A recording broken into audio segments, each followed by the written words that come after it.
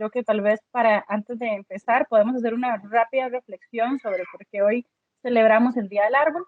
Realmente nosotros tenemos varias efemérides y celebraciones, conmemoraciones más bien en torno al medio ambiente, pero bueno, realmente la del Día del Árbol es muy significativa porque estos seres vivos son los que nos permiten prácticamente vivir a todos los demás seres vivos en la naturaleza.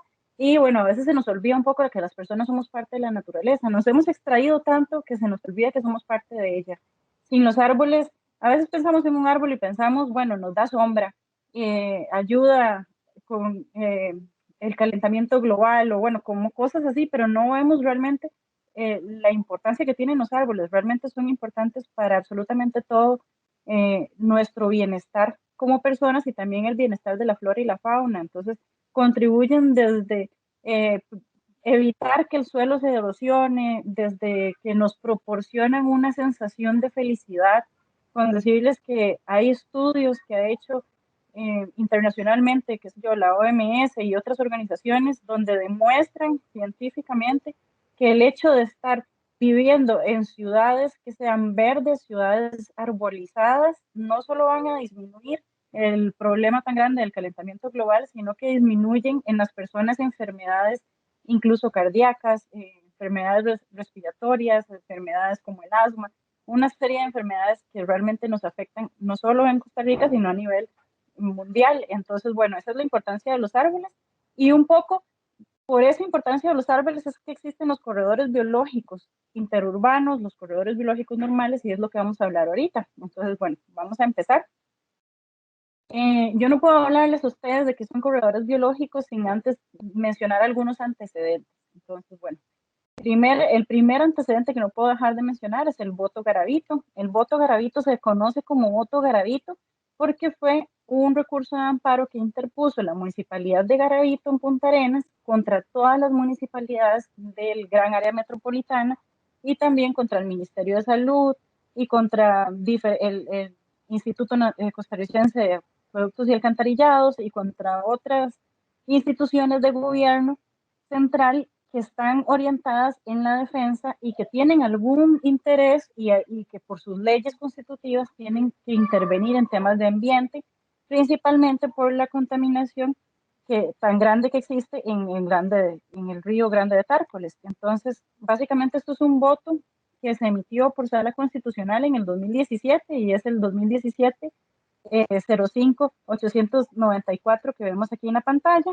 Y básicamente lo que sucede con esto es un llamado de atención sobre el estado de la cuenca del Río Grande de Tárcoles. Y esto estamos hablando que es el estado de la cuenca al 2010, al 2007. Imaginémonos cómo está al día de hoy.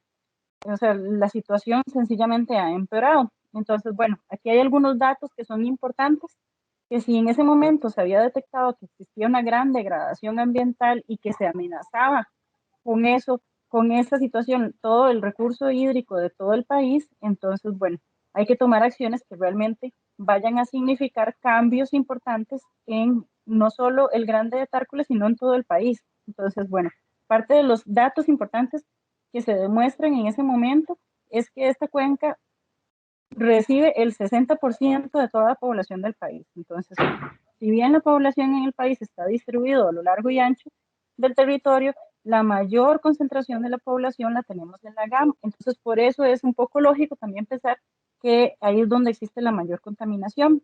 Y bueno, el recurso de amparo básicamente lo que hace o el objetivo que tenía era alegar que existía un indebido tratamiento de lo que son tanto los desechos sólidos como los líquidos y que al final todo esto va a terminar no solo en la cuenca del Río Grande de Tárcoles, sino también en el mar.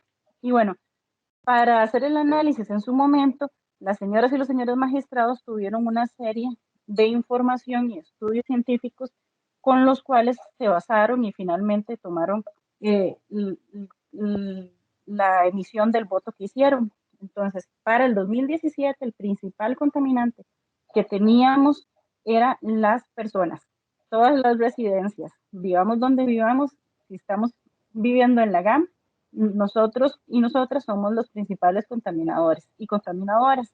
Hace muchísimos años atrás, el principal contaminante que salía de la GAM, por decirlo de alguna manera, eran los desechos de los beneficios de café. Sin embargo, la mayoría o muchos, por decirlo de alguna manera, de grandes sectores que eran cafetales se han venido urbanizando y se han venido urbanizando tal vez no de la manera más responsable. Entonces, por eso vemos menos cafetales y cada vez más urbanizaciones, más condominios, que si no tienen un tratamiento adecuado, tanto de los desechos sólidos como también de los líquidos, entonces terminamos con la situación que estamos viviendo hasta el día de hoy. Entonces, eso es como un dato interesante para que nosotros tomemos un poco de conciencia, pero también veamos de dónde es que viene esta problemática. Otro segundo antecedente es el informe, el de FOE 14-2014, emitido por la Contraloría General de la República. Este informe básicamente lo que hace en el 2014 es enviar dos compromisos, un compromiso al SINAC y al INBU, que es donde yo trabajo, para que se emitiera una propuesta para la recuperación arbórea y el resguardo de las áreas de protección. Aquí nada más como para hacer un paréntesis, las áreas de protección se refieren a las áreas de protección establecidas en el artículo 33 y 34 de la ley forestal, que son unos, por decirlo de alguna manera muy rápida, un perímetro que la persona propietaria tiene que dejar donde no puede construir, donde no puede hacer nada, donde debería mantenerse la cobertura boscosa, forestal, lo más impecable posible para que sirva de resguardo a ciertos cuerpos de agua, como cuáles, como los ríos, como las quebradas, riachuelos, arroyos y otros, entonces, que se definen en la propia ley. Entonces, antes no existían este tipo de resguardos y las personas prácticamente construían a la orilla del río, con los años el río se llevaban las propiedades, causaban problemas de inundación, y bueno, y eso es algo que no es ajeno incluso al día de hoy. Entonces, lo que procura esta estrategia es ir recuperando esta cobertura que debería existir en estas áreas.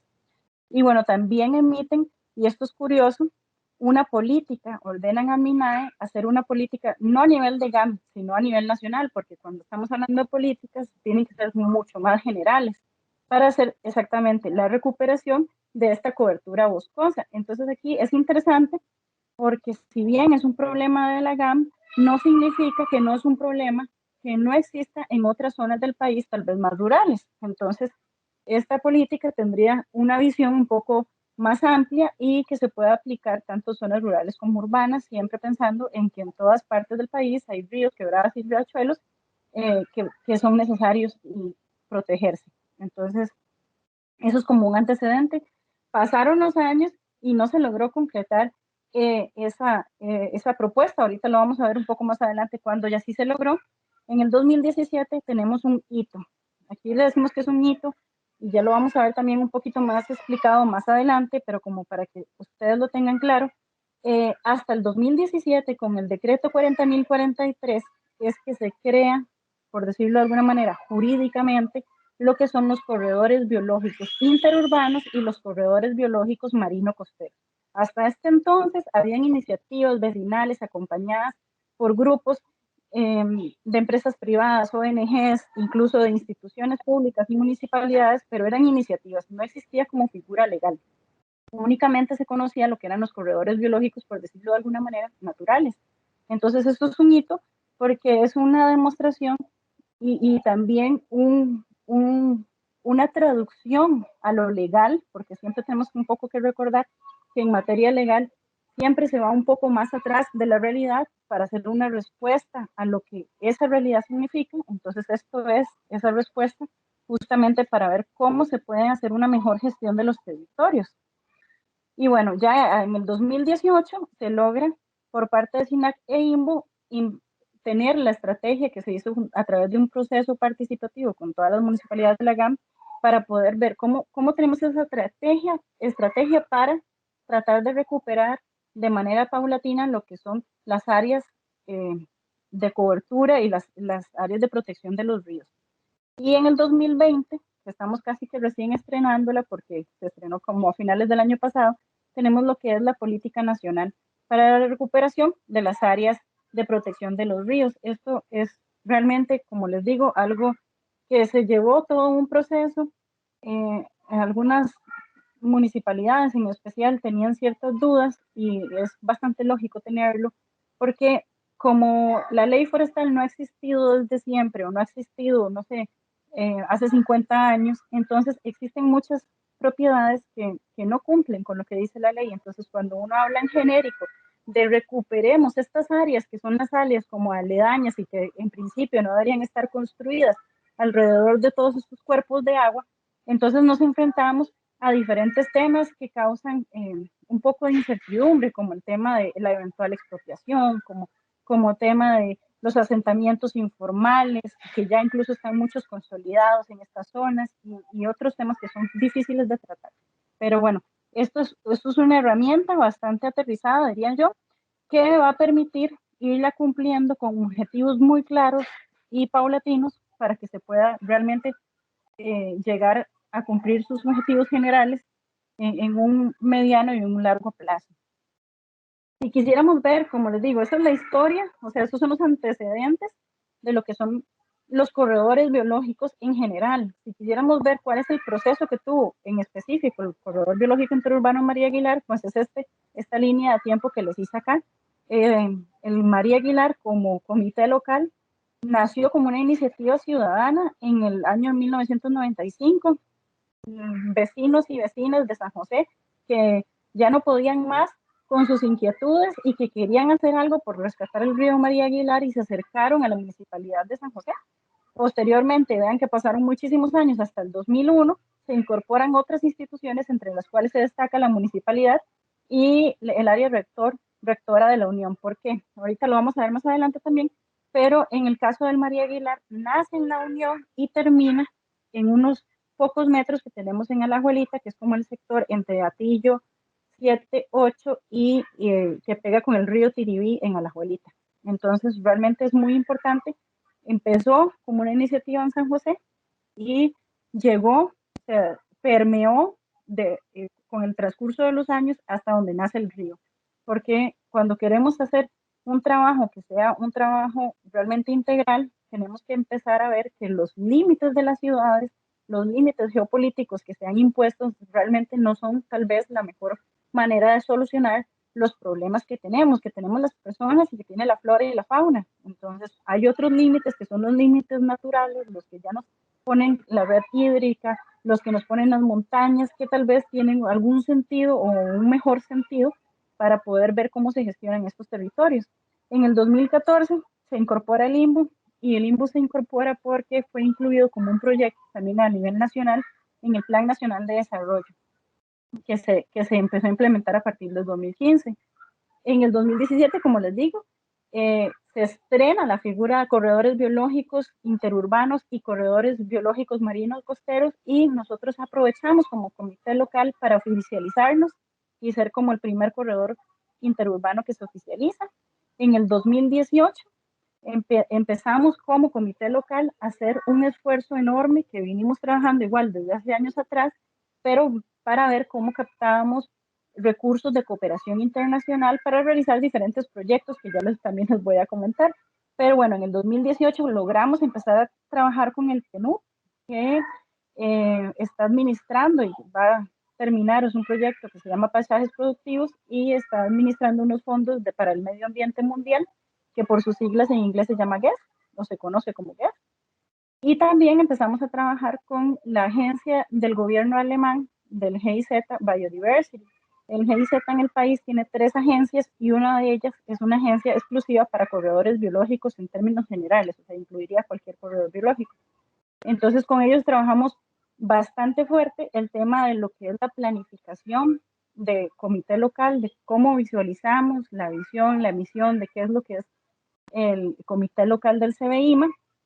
Y en el 2020 empezamos, a finales del 2020, arrancamos, también esto fue un proceso que duramos varios años atrás concursando para que no lo dieran, otro proyecto, este se llama Interlace, que es financiado por los fondos Horizonte 2020 de la Unión Europea. Entonces, estos diferentes proyectos que tenemos, que son como proyectos más grandes, que se trabajan con fondos de cooperación internacional, están orientados a la rehabilitación ecológica y ahorita también lo vamos a ver, pero que eso permea a su vez en aspectos sociales y económicos. Entonces, realmente son proyectos que tratamos de ver con una visión muy integral. Ahora, si tuviéramos que decir ¿Qué es lo que dice el decreto 40.043, que es el que viene a definirnos que es un corredor biológico interurbano? Prácticamente es esto que les muestro aquí en pantalla, es una extensión territorial que va a proporcionar conectividad entre los paisajes, entre ecosistemas y entre hábitats, ya sean estos hábitats naturales o modificados, y que pueden interconectar, y aquí quiero resaltar el pueden, porque pueden interconectar microcuencas, parques urbanos, áreas verdes, calles, avenidas, antejardines, balcones, donde tengamos una maceta, pero no son excluyentes. Entonces, en el caso del María Aguilar, nosotros tomamos como área de trabajo toda la microcuenca del río María Aguilar, pero si el día de mañana o en el caso de algún otro territorio no existiera específicamente una microcuenca o un río que tratar, igual se podría pensar en la idea de un corredor biológico interurbano, porque el requisito que se necesita para hacer un corredor biológico interurbano es que exista potencialidad y trama verde en la ciudad. Entonces, por eso es que se habla de las áreas verdes, de las calles, de las avenidas, de la línea del tren, donde exista esa posibilidad de poder llegar y enverdecer, poner paredes, techos verdes. Entonces, estamos hablando de que existe la posibilidad de formar un corredor biológico interurbano. Al final de cuentas, la misión de estos corredores biológicos interurbanos es volver más verdes, más azules y más de todos los colores de la naturaleza estos espacios, porque necesitamos vivir en ciudades que sean más amigables y que nos proporcionen calidad de vida y que al mismo tiempo funcionen como este puente conector para que la biodiversidad se pueda mover de un sector al otro, sobre todo alguna que no se mueve tan fácilmente. Por ejemplo, las aves se mueven muy fácil, pero ¿qué tal si pensamos, por ejemplo, en una rana? Y le quitamos, la rana vive en un estanque, le quitamos su estanque, le quitamos el lago, aunque sea un lago artificial, y no tiene cómo moverse. Entonces va a ser la primera en extinguirse, va a ser la primera en morir. Necesitamos propiciar en la ciudad estos espacios para que todos podamos convivir sanamente. Y bueno, un poco en estos espacios lo que se va a hacer es esto, se contribuye al mantenimiento de la biodiversidad, pero también a su mejora y a su enriquecimiento. En cuanto a la flora y la fauna, vamos a hacer unos espacios más agradables donde se posibilite su migración y también su dispersión. Y también tenemos aquí un factor sumamente importante, que es lo que diferencia lo que son los corredores biológicos interurbanos de los corredores biológicos, por decirlo de alguna manera, naturales, y es la parte de las personas.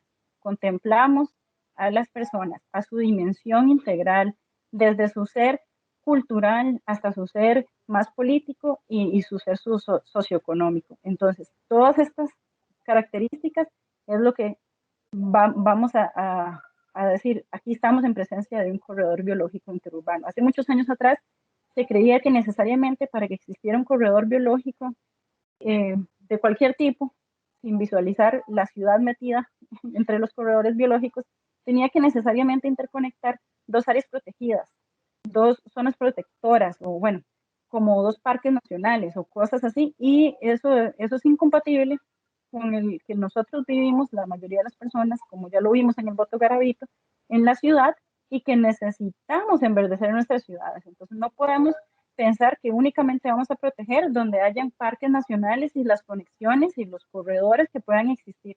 Necesitamos proteger todo el país y ver cómo hacemos esfuerzos de diferente índole para que nuestras ciudades sean más verdes. Si yo tuviera que decirles a ustedes que es un corredor biológico interurbano, sin decir ninguna palabra, nada más mostrándole imágenes, es esto que estamos viendo acá. Es la comunidad activa, las fuerzas vivas de la comunidad, tratando de hacer esfuerzos por volver a la tierra, por reconectarse con la biosfera. Es la flora y la fauna que vive en la ciudad. A veces pensamos que en la ciudad solo encontramos ratas y cucarachas y bueno, a ciertos tipos de animales que no son como tan bien apreciados, pero realmente no. En las ciudades podemos encontrar un montón de flora y fauna que es muy enriquecedora y que con solo verla ya nos está mejorando nuestra calidad de vida. Y aunque no la veamos, ahí está, la escuchamos los pajaritos y están también ayudándonos a tener una mejor calidad de vida. Entonces, Erika, esto es una áreas, ¿sí? vea qué bonito mensaje nos pone Elías Alejandro Campos Vargas. Dice, en la gran mayoría de las escuelas y colegios del área metropolitana no existe prácticamente nada de cobertura vegetal. Con esto, los futuros ciudadanos crecen interiorizando que la construcción es sinónimo de desarrollo. Y te interrumpo en este momento porque era en el que estabas retomando la situación de que los que vivimos en el centro nos sentimos muchísimo mejor y hay estudios que tal y como lo estás expresando, revelan de que nos puede ayudar en muchísimos temas de salud el estar rodeados de temas verdes, de árboles, de muchísimas cosas como las que nos estás diciendo y me llamó la atención precisamente lo que escribió en ese momento Elías Campos Vargas. Por eso te interrumpí porque me parece que era como justo en el momento que había que mencionar el comentario de Elías. Pues muchas gracias, Elías. Una de las cosas que nosotros estamos tratando de trabajar desde comité local es en formar centros educativos, tanto escuelas, kinders, como liceos, en, en agarrar a este pequeño grupo de gente, que realmente no es pequeño porque muchas escuelas tienen por lo menos 400 estudiantes, y capacitarles. Y sí, muchas veces las escuelas están todas encementadas, pero qué bonito llegar y poner una huerta vertical en una pared. Qué bonito poner macetas grandototas con árboles y que ellos puedan ver esos árboles que tal vez no tienen esas cercanías en sus hogares. Bueno, eso es parte de un corredor biológico interurbano. Entonces es como, o sea, no sé otra manera cómo expresarlo más que esa, volvamos a la tierra o reconectémonos con la biosfera, porque eso es lo que estamos tratando de hacer.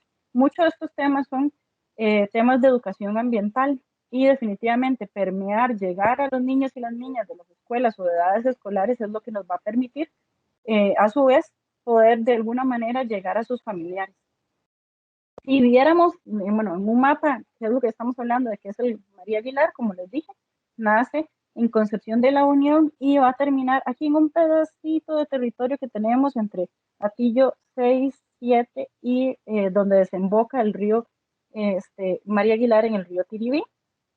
Como lo vemos ahí, por ejemplo, no tenemos nada de espacio de río, pero lo contemplamos como parte del CBIMA porque tenemos esta visión de cuenca donde pensamos que no podemos tratar un territorio o trabajar un territorio si no lo trabajamos de una manera integral, donde veamos no solo por dónde pasan los ríos, sino las conexiones que estos generan y al final de cuentas todos vamos a ir a dar, en los ríos de la GAM van a ir a dar al Grande de Tárcoles. Entonces es necesario no limitarnos y tratar de trabajar territorios extensos y ir homologando esos trabajos. Entonces, bueno, es parte Curridabat, es parte San José, en Montes de Oca, parte del CBIMA es San Pedro de Montes de Oca, y esto en Montes de Oca no pasa el río María Aguilar, pero resulta que pasa el río Cloro, que es uno de los principales afluentes. Entonces, el María Aguilar es el María Aguilar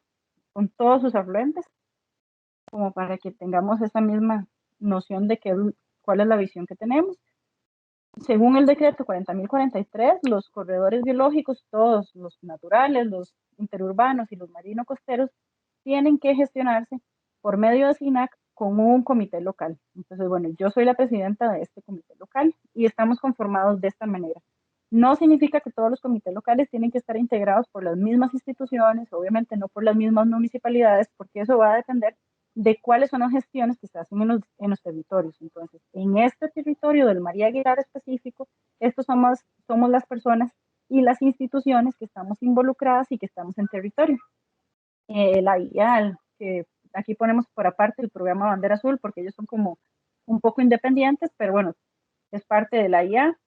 Yo que trabajo en el INBU, SINAC, el Ministerio de Seguridad Pública, y aquí no se dice, pero con el Ministerio de Seguridad Pública, también la Fuerza Pública, las diferentes áreas rectoras que conforman todo este mapa que les acabo de mostrar, que es el María Aguilar, las 5 municipalidades, trabajamos con asociaciones de desarrollo, pero también trabajamos con las fuerzas vivas de la comunidad.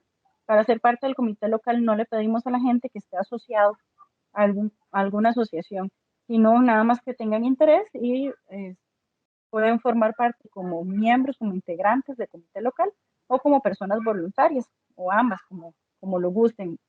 Esto depende del interés de cada quien, si es un interés más solo por hacer voluntariado o un interés de toma de decisión y decidir qué proyectos se van a hacer en territorio. Esto es como para presentarles la junta directiva, para que vean un poco cómo nos manejamos. Tiene integración de municipalidades, del Ministerio de Salud, de la EA, de la misma comunidad. Y bueno, esto yo creo que nos enriquece bastante porque nos da una visión desde diferentes puntos de vista. Aquí yo les voy a exponer algunos proyectos que tenemos. O sea, proyectos realmente nosotros tenemos muchísimos. Pero esto es un breve resumen. Ahora con los temas de pandemia, nos hemos enfocado mucho en hacer ciencia ciudadana, porque necesitamos recolectar información y a veces no teníamos los recursos necesarios para recolectar la información que se requiere para hacer una toma de decisiones, tanto de las municipalidades como del mismo comité, que son los que finalmente vamos a mover lo que sucede en estos territorios. Entonces, una manera de obtener información es capacitar a la ciudadanía, empoderarles y que nos ayuden a recolectar informaciones. Entonces, así hemos hecho capacitaciones, conteos de aves, de anfibios. Acabamos de hacer nuestro primer conteo de anfibios, que es como algo nunca antes visto en una zona urbana, porque solo se han realmente hecho de esa manera en zonas rurales, por lo menos acompañados por personas, y obviamente material científico sí se ha generado en todas partes. Pero bueno, y esto lo hemos hecho conformando brigadas familiares. Entonces, estas brigadas familiares son, como decirlo, nuestros núcleos por cada uno de los cantones que vamos capacitando y que vamos formando, vamos haciendo gente conocedora que a su vez capacita a otras personas, invita a otras personas y así hacemos redes y nos enteramos de cosas que de otra manera sería imposible poderlo saber. Otros proyectos, por ejemplo, tenemos viveros, un tema importante, por lo menos para el CBIMA, ha sido tratar de arborizar la ciudad con árboles que sean propios de la ciudad y que ir eliminando un poquito los árboles que tal vez no son o traídos de algunas otras partes que no están dando los servicios ecosistémicos que se requieren. Entonces, bueno, para hacer eso nos hemos enfocado mucho en tratar de tener viveros a lo largo de todos estos 5 cantones y podemos decir que ahorita tenemos viveros que son tanto municipales, algunos son de comunidades, entonces son más pequeñitos, pero bueno, al final de cuentas es en materia vegetal que podemos sacar de diferentes lugares y que sirven para revitalizar de este verdor a todo el CBIMA. Y entonces tenemos en La Unión, en Alajuelita, en San José y en Curridabat. También trabajamos proyectos que son, y aquí era lo que les adelantaba un poquito, como de sitios de influencia y también dentro del María Aguilar, no solo en el tema de viveros, sino también para capacitar algunas y formar estos centros de especializados, que son centros educativos que a su vez van a ir a capacitar a otros centros educativos para potencializar no solo la educación ambiental, sino cómo se ven. Entonces vemos el entorno de los centros educativos y a su vez trabajamos ciertas materias, por ejemplo, como el reciclaje, como el compostaje. Aquí, bueno, por lo menos en la Escuela República de Chile, ellos ya tienen 3 panales de abejas, de unas que se llaman, le dicen las meriolas, que son que no tienen aguijón, no son abejas que sirven como para la producción de miel, porque realmente producen miel, pero producen muy poquita, pero se utilizan más que todo para quitarle el miedo a los chicos y las chicas de las abejas, enseñarles si son polinizadores, qué es lo que hacen los polinizadores, y bueno, son temas un poco más relacionados con educación ambiental. También tenemos, como tenemos las brigadas familiares, tenemos grupos de jardineros. Entonces, como yo les decía anteriormente, todos los pequeños espacios verdes de la ciudad nos van a servir para poder potencializar las conexiones que hay de la trama verde. Entonces, las jardineras, los antejardines, las matitas que podamos poner en los balcones nos ayudan y hemos ido haciendo estos grupos de jardineras. Y, por ejemplo, esto es una foto que nos envió recientemente una vecina de cómo ya le floreaba su cactus y cómo vamos creando estos grupos de gente interesada por temas comunes que también se vuelven a su vez pequeños nichos de gente donde podemos llevar otros temas. Si a alguien le interesa el tema de las jardineras y ver bonito su jardín o su antejardín o dentro de la casa tener un par de macetas, tal vez le puede interesar el tema de hacer compostaje, tal vez le puede interesar el tema de reciclar. Entonces son como pequeñas comunidades con estos intereses y lo que hacemos es ver la potencialidad y irles capacitando. Esto es otro tema que hemos trabajado, los murales. como les digo, el hecho de que las personas seamos parte de la naturaleza se refleja. Y a veces se refleja de manera positiva y otras veces de manera negativa. Entonces, cuando tenemos espacios públicos, es un lugar muy propicio para sembrar árboles, para poner herbáceas, para hacer huertos urbanos, pero también es un lugar muy propicio para generar interacción social y a su vez cohesión social en temas positivos. Entonces, bueno, nosotros aquí hemos hecho un esfuerzo por poner algunos mensajes que las mismas comunidades nos han traído y que las mismas comunidades han pintado con la ayuda de personas artistas y bueno, que son esta expresión de qué es lo que le gusta ver a la gente en la ciudad, cómo se sienten las personas en la ciudad y cuál es esa relación con la naturaleza. Entonces nos ha servido mucho porque también nos sirve como una manera de hacer apropiación de espacios públicos, pero también de identificación, porque a veces no se cuida perdón, lo que no se cree como propio. Entonces esa es como un poco la visión de estos murales y bueno, para este año estamos pensando en hacer murales parecidos en otros parques, pero que tal vez vayan más acompañados con otras expresiones culturales, como por ejemplo la poesía, el canto, que se reflejen las expresiones de las personas y que a su vez tengan esta temática relacionada con la naturaleza. Entonces ellos no van solos, van acompañados de estos jardines eh, para atraer polinizadores, de siembras o plantaciones de árboles, pero sí es como esta expresión un poco más social y que a veces hace falta ver en los sitios públicos para verlos más bellos. También hemos trabajado mucho el tema de las huertas urbanas, lo hemos trabajado con los parques públicos, entonces tenemos, por ejemplo, aquí los vecinos en Montserrat y las vecinas en Montserrat. También tenemos en Curridabat, en el Parque Lineal de José María Celedón.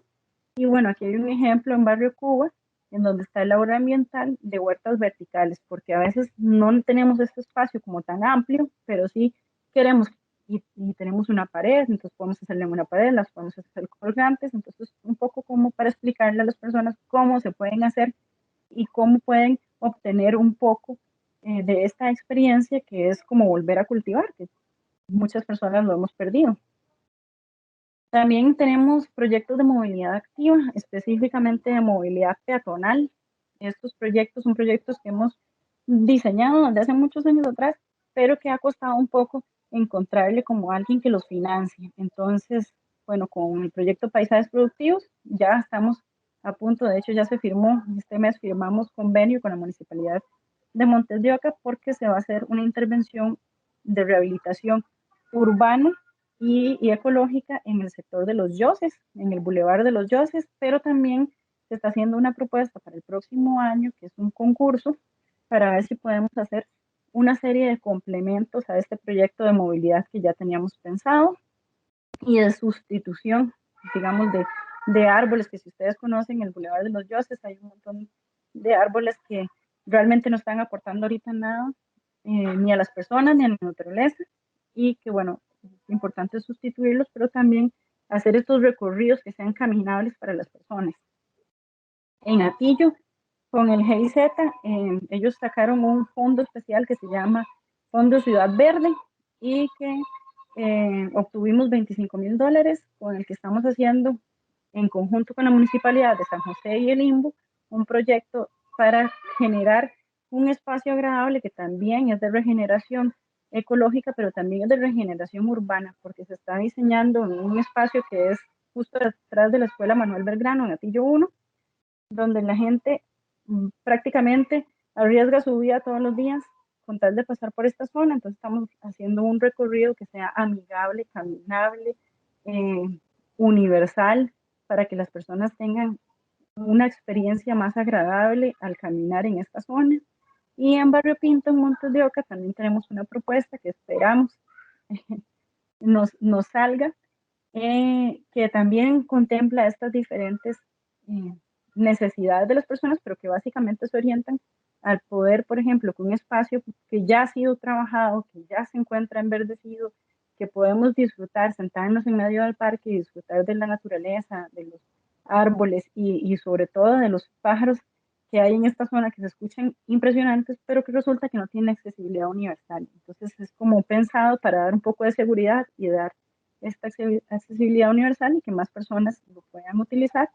También tiene un componente, al igual que los yoses y que realmente es algo que tienen los tres, que están ubicados en puntos donde son eh, muy transitados y de fácil acceso, no solo para las personas que viven en estas comunidades, sino casi que para que cualquier persona que trabaje cerca o que por alguna razón tenga que transitar por estos sitios. Y bueno, aquí hay algunas otras actividades. Antes de pandemia hacíamos en coordinación con grupos de cleteros y cleteras muchas cleteadas. Eso lo hemos ido dejando, pero para este mes tenemos pensada una en burbuja en el sector de la Juelita. Entonces estamos como retomando eso, a pesar de manteniendo todos los protocolos del Ministerio de Salud, pero sí como pensando que es necesario este tipo de actividades para sentirnos mejor, pero también para hacer apropiación de estos espacios. Entre más personas nos apropiamos de los espacios públicos de manera responsable, estos lugares van a ser los sitios más seguros, van a ser sitios más aprovechados. Entonces, bueno, aquí un poco las cosas que hemos hecho. Llevamos muchas clases de hula hula, capacitaciones de todo tipo, como de compostaje, cómo explicarle a la gente cómo sembrar, ya sea en maceta o qué puede sembrar en un patio. Y también incluso aquí a la derecha, esta imagen es de una carne asada y una olla de carne que hicimos en el Parque José María Celedón prepandemia y que esperamos en el futuro poder volver a retomar. Y bueno, ya aquí con esto termino, nada más quería como un poco dejarles esta frase, que es una de las frases que nos gusta mucho en el Gomita local, que a veces las cosas siempre parecen imposibles hasta que se logran. En el María Aguilar fue así y hasta que empezamos a ver los primeros cambios y empoderarnos nosotras también y nosotros como parte importante de la solución y no del problema y empezar a hacer estos pequeños cambios y si nos quieren seguir por redes, aquí están nuestros contactos. De parte de la empresa de Servicios Públicos de Heredia, un placer haber estado con ustedes en este webinar. A doña Erika, el agradecimiento por haber compartido con todos nosotros. Y los invitamos, les repito, a la charla del próximo jueves. Aquí siguen enviando mensajes, a comerse una fruta, guarde la semilla y espere que germine, recomienda a don Javier Vargas. Don Javier, muchas gracias a todos los que participaron, a doña Erika, y nos estamos observando y escuchando el próximo jueves. Un placer. Hasta luego.